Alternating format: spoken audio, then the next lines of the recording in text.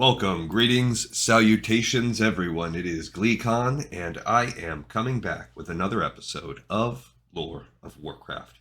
Welcome, happy to be here. On our last episode, we took our Shalasier, our night elf druid, and we ran her through a quest in the wetlands that really put a bow on her Darkshore questing, and then she segued into some Ashenvale questing. She hit up Maestra's post, got a few quests there, but really we spent a big chunk after that. She's really trying to punch above her weight class, so she's kind of the lowest level character I think that we have, and she's trying to do these quests that are at level or much above. And she did. She had success. We had some trial and error, but it was fun. We've also checked that episode out if you want to see me pulling off some interesting upsets there. I have also been doing the final Dungeons and Dragons source book for the World of Warcraft role-playing game setting, set in the 3rd edition Dungeons and Dragons universe. This one's called Dark Factions, and we are in the Factions chapter 7. And this one has been breaking down each of the various neutral factions that we have not fully fleshed out yet. So last time we did Adalai and Hakar. This time, if you want to stay a while and listen, you'll get to see the Cenarion Circle in all its glory. So it says it has a membership of exactly 371. I expect a roster. I want to see names that go with the 371. They're chaotic good. Okay, so they have little use for law and structure, but they are good. All right, I mean, they're druids, really. I would have swung more toward neutral, but okay. At least neutral good. They are primarily active in Darnassus, Felwood, Moonglade, and Silithus. I would say that Silithus is a big zone for them. Cenarion Hold and Valor's Rest in particular, 2 little camps in Silithus, and Thunder Bluff.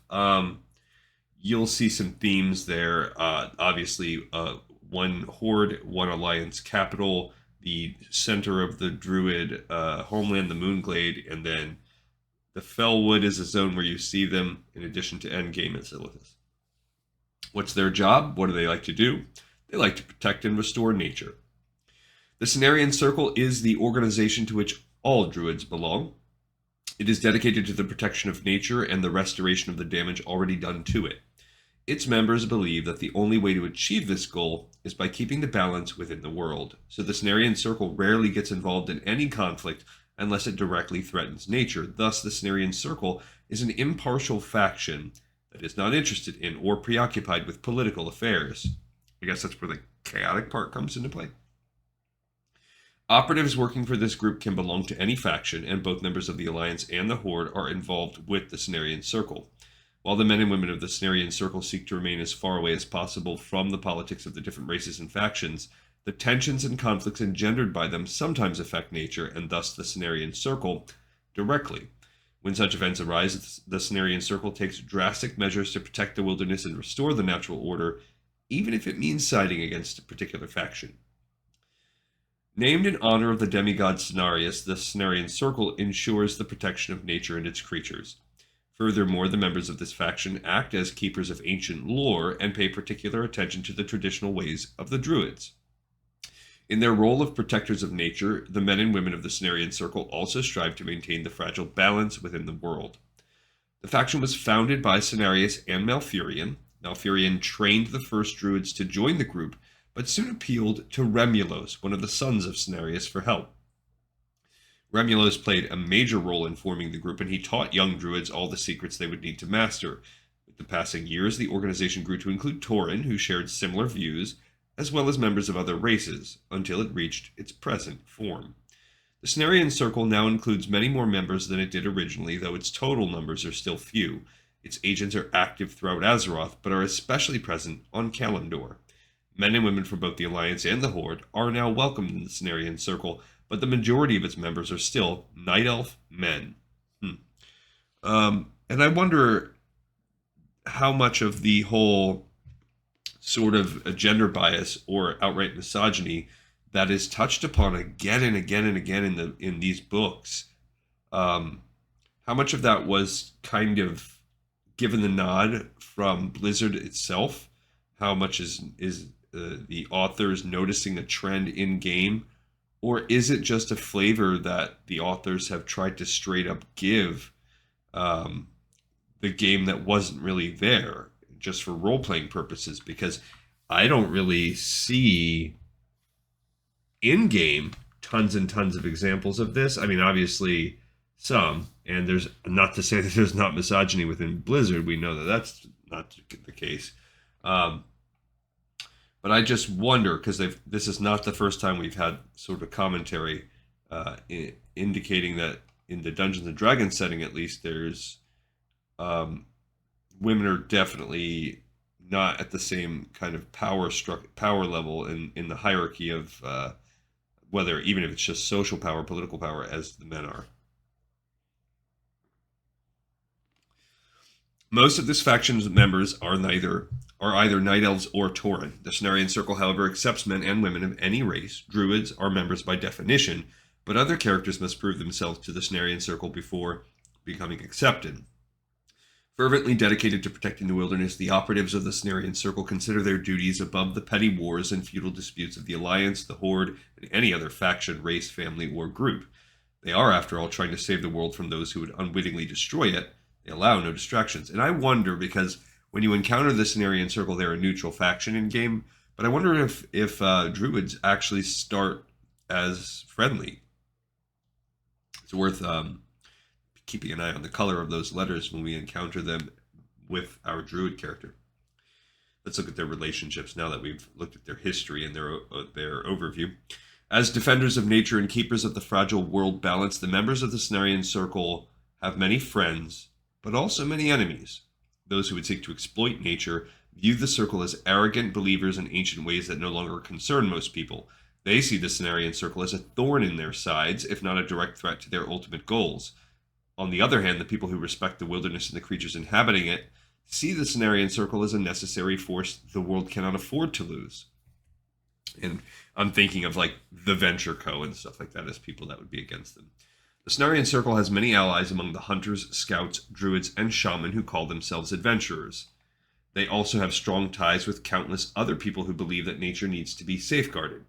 Because most of its members hail from either the Alliance or the Horde, the Cenarion Circle generally gets along with both sides. Also, yeah, if we're calling every PC a member, if they're a druid, then obviously 371 members is a gross understatement. Second, it's worth noting there's only 9 playable classes to start the game. 4 of the 9 are nature focused, if you really think about shaman, druids.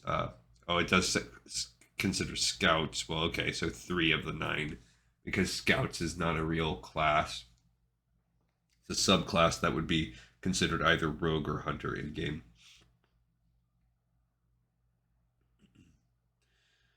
The Circle considers the Scourge the most important threat the world has seen in years. The members of the Cenarion Circle are thus extremely wary of the Scourge and work hard to ensure that undead do not gain a stronger foothold upon the world. Also, in recent years, the scheming and maneuvering of the Twilight's Hammer have forced the Cenarion Circle to take measures against them. Many believe that an open conflict between the two factions is inevitable, and rumors abound about an all-out war between the operatives of the Cenarion Circle and their allies against the forces of the Twilight's Hammer. And we have a little kind of flavor text sidebar here. Tajari stared into the wide blue eyes of the beardless human standing before her.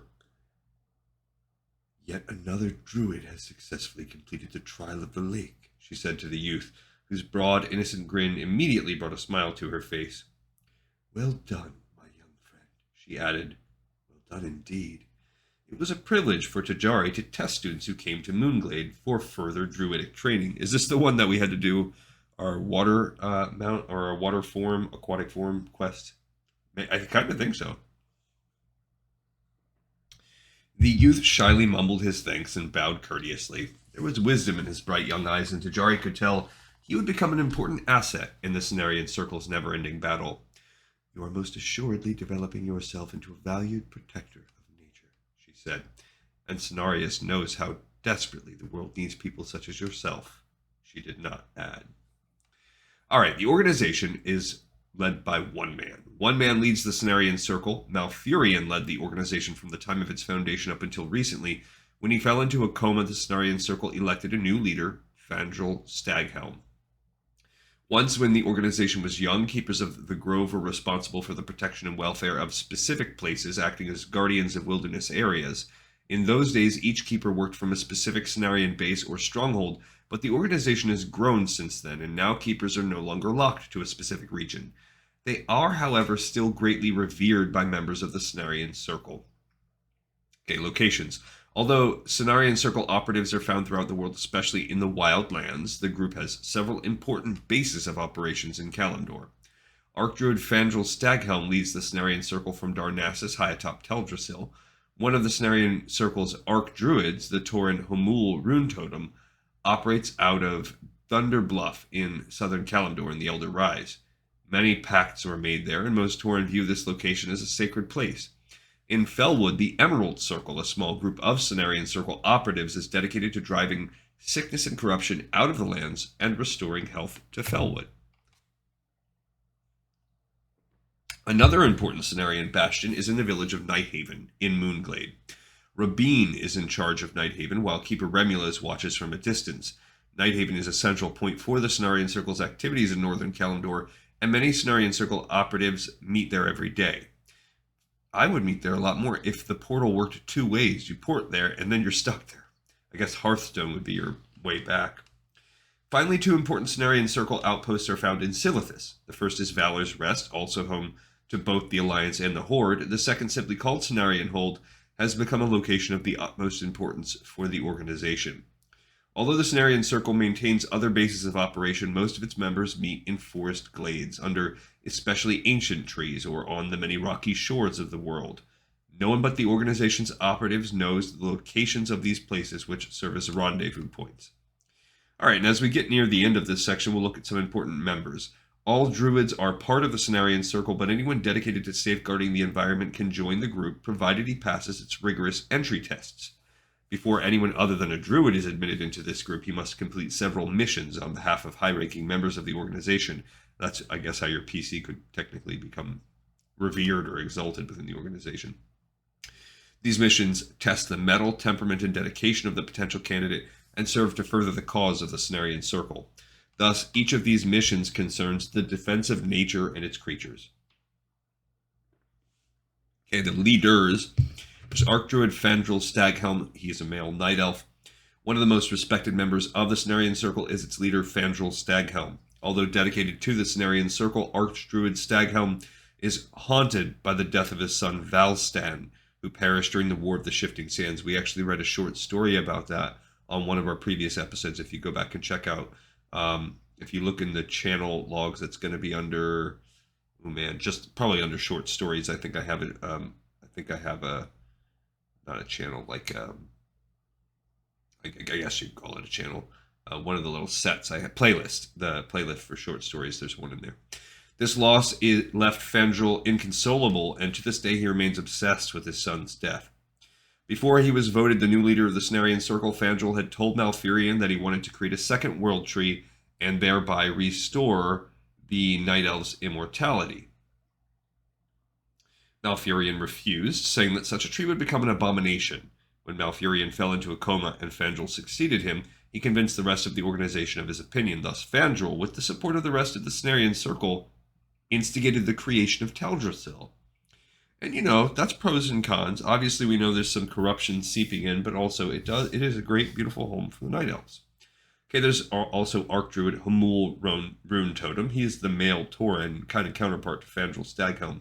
Humul Rune Totem lives in Thunder Bluff, where he is an important leader of his community. Considered by many of his peers as one of the most honorable and just druids in the world, Humul Rune Totem is fervently dedicated to the Cenarion Circle and the protection of nature. Humul recently dreamed that there was a group of druids who were noble but had lost their way. They had become servants of the Taint, seeping through the Barrens. This group of corrupted druids is known as the Druids of the Fang, and they dwell in the Wailing Caverns. We've already completed that questline in-game, so we're past that on our own kind of story. Keeper Remulos is a male keeper of the Grove. That's his race. Remulos was Malfurion's chief advisor, and 1,000 years ago he helped forge the Cenarion Circle by teaching men to become druids.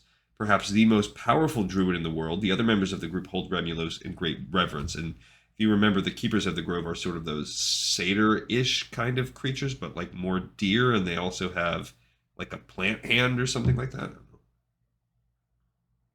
Commander Marilith is a male human. Commander Marilith fought many wars in his life. Before long, he realized that the only way to save the world was to safeguard nature from the malevolent forces that sought to destroy it. After long years of tutelage, he learned the ways of the druids and was admitted into the Cenarion Circle. He now commands the Cenarion Circle forces in Silithus. That would be cool. A human druid. I mean, you could have cool Tiras druids, so. Commander Marilith's wife, Mistress Natalia Marilith, recently began to behave strangely, and she went missing shortly afterward. The commander is worried, although in the weeks before her disappearance, his wife steadfastly maintained that she was perfectly well.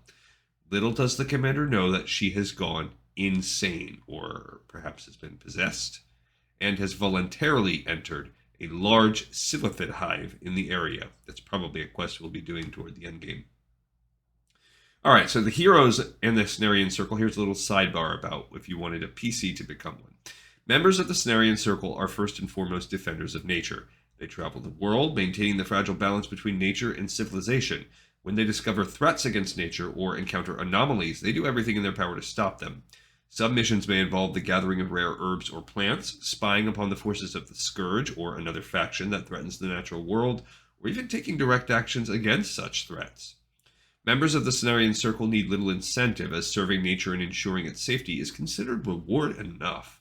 No gold or loot for you, just that warm, squishy feeling you get in your heart when you do good. And here's a few Dungeons and Dragons adventures that you could create as a DM. Again, these are not reflected in what's happening. This is a non-canon piece. The forces of the Cenarion Circle need reinforcements in Silithus. An operative from Cenarion Hold recruits the heroes to help Commander Marilith and his troops fight the Silithid. The heroes are well paid for their service, but soon Marilith asks them to sneak into a Silithid encampment to free Cenarion Circle prisoners and his insane-in-the-membrane wife. The gazelles of the Northern Barrens mysteriously fall sick, and the Tauren Tonga Rune Totem requests aid from the Cenarion Circle. That's one that you can find in game 2. Dendrite Starblaze, a member of the organization, suspects that the source of the poison can be found in Dreadmist Peak, where the airy summits have pools of water that influence the region's weather patterns. So dendrite has got to be a real word that has something to do with trees, because this is the second time I've encountered it recently. I've been playing Heroes of Might Magic 3 just for fun lately, and if you're a ranger, druid, sorceress, whatever, you can recruit dendrite warriors, which are basically like treants. They're like tree people. The heroes must go there to collect a water sample and deliver it to Tonga. With the poisoned water in his possession, the Tauren might be able to work on a cure and perhaps restore the tainted ecosystem. An insect infestation threatens Valor's Rest. When word of it reaches a druid from the Cenarion Circle, he asks the heroes to help in order to get rid of the vermin. The heroes must find an ancient recipe believed to lie in the ruins of a library, now haunted by fell creatures. Locate the special ingredients, and with them produce a magical powder. Then bring the concoction to Valor's Rest and set it aflame to make a dense vapor that kills the insects and their eggs. Don't love that hook. I feel like that's a lot of work for... Archdruid Hamul Rune Totem is spearheading an important research project and is looking for seasoned adventurers to lend a hand. An operative of the Cenarion Circle in Thunderbluff hires the heroes to locate and bring back specimens of a legendary plant rumored to have grown in the hills around Ungoro Crater. So like a breadcrumb quest that would send you into there. That's cool. All right, we've done it. We have another faction explored. And we have another episode in the pipe. 5x5. Thanks everyone so much for watching, for listening. Hopefully you learned something and that you enjoyed yourself. And I'll see you next time on Lore of Warcraft.